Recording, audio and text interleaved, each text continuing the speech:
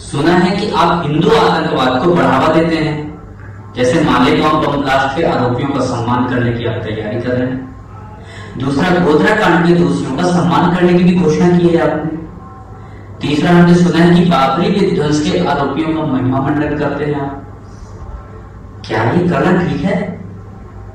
क्या भारत का संविधान इसकी अनुमति देता है आपको? मुझे लगता है कि देशभक्तों का सम्मान, स्वाभिमानियों का सम्मान, धर्म रक्षकों का सम्मान करना कोई अपराध नहीं है। मुझे लगता है कि भारत का संविधान अगर भारत में हिंदुत्व की रक्षा की अनुमति नहीं देता तो मुझे ऐसे संविधान से अनुमति लेने की आवश्यकता भी नहीं है।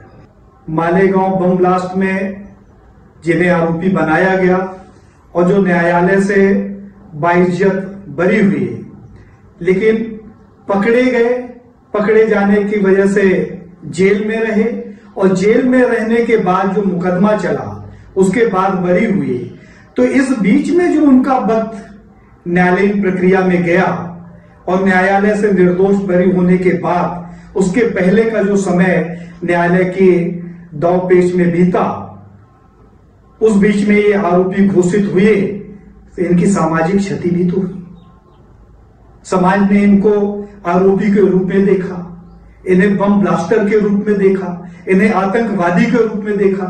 जबकि न्यायालय ने साक्ष्यों के आधार पर इन्हें बरी किया। तो जब ये बरी हो गए तो इनकी समाज में पुनर्स्थापना कैसे हो? इनका जो सम्मान खंडित हुआ वो सम्मान इनका फिर वापस कैसे हो? इसलिए हमने निर्णय लिया है, चाहे वो मालेगांव बम ब्लास्ट के वो आरोपी हों जिन्हें साजिश के तहत फंसाया गया लेकिन न्यायालय से बरी हुए, चाहे गोधरा कांड के वो हिंदू वीर हों जिन्होंने अपनी रक्षा के लिए प्रयास किया लेकिन वो अपराधी नहीं थे,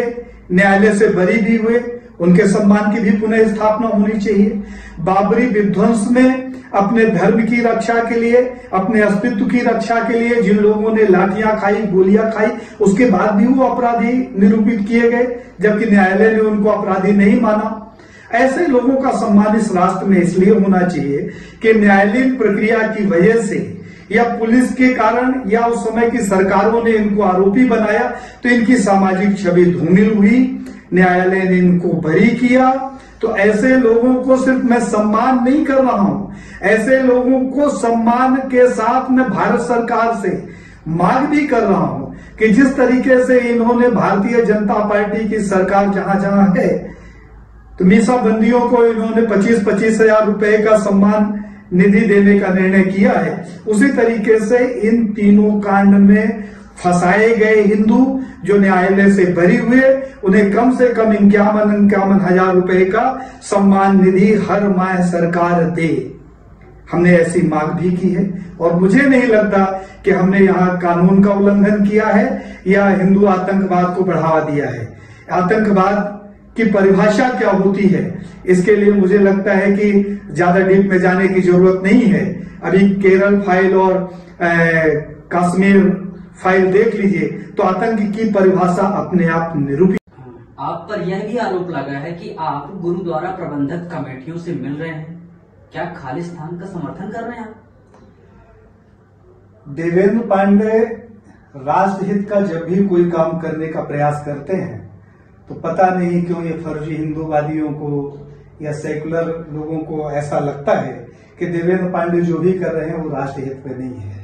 पूरे भारत में सिख एक ऐसा समुदाय है जिसने इस राष्ट्र की एकता, अखंडता के लिए, स्वतंत्रता के लिए सबसे ज्यादा बलिदान दिया। आज खालिस्तान के नाम पर कुछ ऐसे भ्रमित सिख जिन्होंने पूरे समुदाय को बदनाम करने का प्रयास किया है, तो पूरा सिख समुदाय बदनाम न हो इसलिए हमने पटना साहिब गुरुद्वारा प्रबंधक कमेटी को, शेषगंज गुरुद्वारा प्रबंधक कमेटी को पत्र लिखा है और उस पत्र में हमने साफ उल्लेख किया है, स्पष्ट रूप से मैंने लिखा है कि जो सिखों का बलिदान इस राष्ट्र के लिए है वो खालिस्तान की ये जो नफरत की आग फैलाई जा रही है, पाकिस्तान की सह पर माना जाए, भारत के कुछ राजनीतिज्ञों के षड्यंत्र की वजह से माना जाए, इस पर सिखों की बदनामी को रोकने के लिए गुरुद्वारा प्रबंध समिति के साथ अखिल भारत हिंदू महासभा एक अभियान चलाने का प्लान कर रही है, जिसमें ये बात स्पष्ट हो जाएगी पूरे देश के सामने कि देश का जो सिख समुदाय है वो खालिस्तान की मांग नहीं करता, उसे भारत को चीरकर किसी एक अलग और राष्ट्र की आवश्यकता नहीं है। हमारा उद्देश्य ये है। इसका सीधा सीधा अर्थ वही लगाया जाना चाहिए जो हमारी मंशा है, और हमारी मंशा स्पष्ट है। हम किसी भी कंडीशन में इस देश के सिखों के ऊपर इस देश को पुनः चीरने का आरोप नहीं लगने देना चाहते, इसलिए हमने इस अभियान की शुरुआत की। अच्छा, हमने यह भी सुना है, जो एक आपकी बात है, प्रश्न चिन्ह, बहुत बड़ा प्रश्न चिन्ह खड़ा करती है कि नाथूराम गोडसे ने गांधी जी की हत्या की। असल में नाथूराम गोडसे जी के कृतित्व को, चरित्र को लोगों ने समझा ही नहीं, लोगों ने जाना ही नहीं। मैं पहला व्यक्ति हूं जिसने भारत के सभी बड़े मंचों से और मीडिया में हमेशा इस बात की वकालत की है कि भारत के वो लोग जो गांधी को ईश्वर स्वरूप मानते हैं, देवता मानते हैं, पिता तुल्य मानते हैं, वो कहीं भी संपूर्ण भारत में जगह भी उनकी हो, मीडिया भी उनकी हो, प्रश्न भी उनका हो, एक ऐसा आयोजन करें और सारे तथ्यों और तर्कों के साथ वो हमसे संवाद करें, हमें आमंत्रित करें। हम उस मंच पे बैठकर इस संवाद को पूरे खुले मन से पूरे राष्ट्र के सामने करना चाहते हैं कि चरित्रहीन कौन था, उदंड कौन था, सजा का पात्र कौन था, पूजित कौन था और अपूजित कौन था। ये कांग्रेसी जब भी बात करते हैं गांधी को लेकर, तो मुझे तो लगता है कि पूरे भारत के कांग्रेसियों को अगर सबसे ज्यादा किसी से नफरत है तो गांधी से। मेरे इस प्रश्न में आपको अचरज जरूर हो रहा होगा कि कांग्रेसियों को गांधी से नफरत कैसे हो सकती है। एक छोटी सी बात है, जवाहरलाल नेहरू कांग्रेस के प्रधानमंत्री बने, उन्हें भारत रत्न दे दिया गया। इंदिरा गांधी जी भारत की प्रधानमंत्री बनी, जबकि उनका टाइटल बदल जाना चाहिए, फिर भी गांधी टाइटल रहा, वो भी भारत रत्न हो गई। राजीव गांधी उसी गांधी के टाइटल के आधार पर ये देश के प्रधानमंत्री बने और ये भी भारत रत्न हो गए। लेकिन वो गांधी जिसके नाम पे संपूर्ण कांग्रेस चल रही है, किसी कांग्रेसी ने आज तक गांधी को भारत रत्न देखने की वकालत नहीं की। तो एक बात तो स्पष्ट होती है कि जो लोग गोडसे को बुरा कहते हैं वो कभी भी इस बात को सिद्ध नहीं कर पाए कि गोडसे खराब है और गांधी अच्छे हैं। कांग्रेस ने तो भारत का बेड़ा गर्क किया है हमेशा। उन्होंने नेल्सन मंडेला जो साउथ अफ्रीका थे, वो भारत के मित्र हो सकते हैं लेकिन भारत रत्न नहीं हो सकते। कांग्रेस ने उनको भी भारत रत्न दिया। कांग्रेसियों ने महात्मा गांधी को राष्ट्रपिता कहा और एक राष्ट्र माता भी ढूंढ लाए मदर टेरेसा के नाम से, जो कि भारतीय मूल की नहीं थी, उसे भी इन्होंने भारत रत्न दे दिया।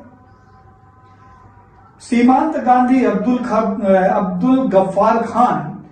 बलूचिस्तान के थे, उन्हें भी इन्होंने भारत रत्न दे दिया।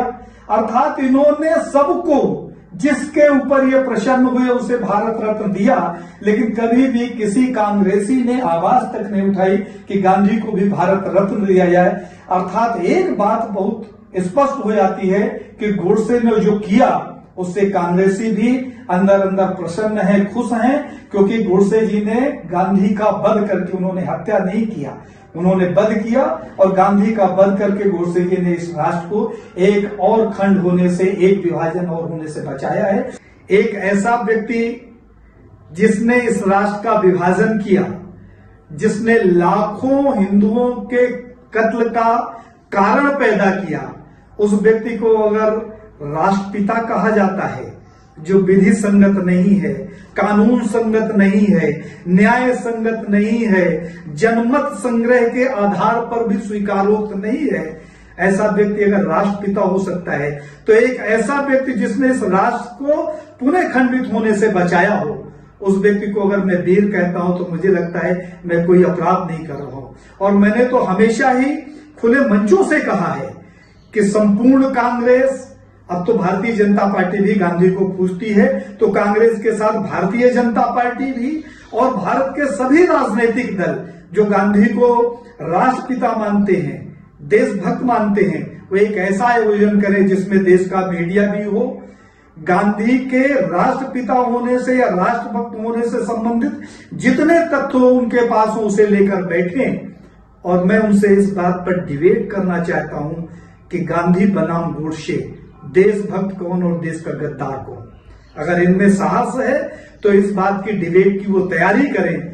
अगर ये नहीं कर रहे तो गोडसे के ऊपर उंगली उठाने का इनको कोई अधिकार नहीं है। गोडसे जी वह देशभक्त हैं जिन्होंने राष्ट्र के लिए अपना बलिदान दिया। गोडसे जी एक ऐसा व्यक्तित्व है जिन्होंने फांसी की सजा के बाद भगवा ध्वज, अखंड भारत का मानचित्र और गीता को नमन किया और अपने मस्तक पर रखकर अखंड भारत का नारा लगाते हुए फांसी के तख्ते पर चढ़ गए और उन्होंने फांसी के फंदे को अपने गले में डाल लिया। उनके अंतिम वाक्य थे कि मेरी अस्थियों को तब तक विसर्जित न किया जाए जब तक पवित्र सिंध नदी जिसकी तट पर हमारे वेदों की ऋचाओं की रचना हुई वह भगवा ध्वज के नीचे न बहने लगे, अर्थात भगवा ध्वज की छांव में संरक्षित न हो। तो एक ऐसा व्यक्ति जिसने अखंड भारत की कल्पना की, उसके लिए अपना बलिदान दिया, उस व्यक्ति की पैरोकारी करना है, उसे वीर कहना अगर अपराध है तो निश्चित तौर पर मैं ये अपराध स्वीकार करता हूं और मैं ये अपराध बार बार करूंगा और इस अपराध को करने में मुझे गर्व की अनुभूति होगी।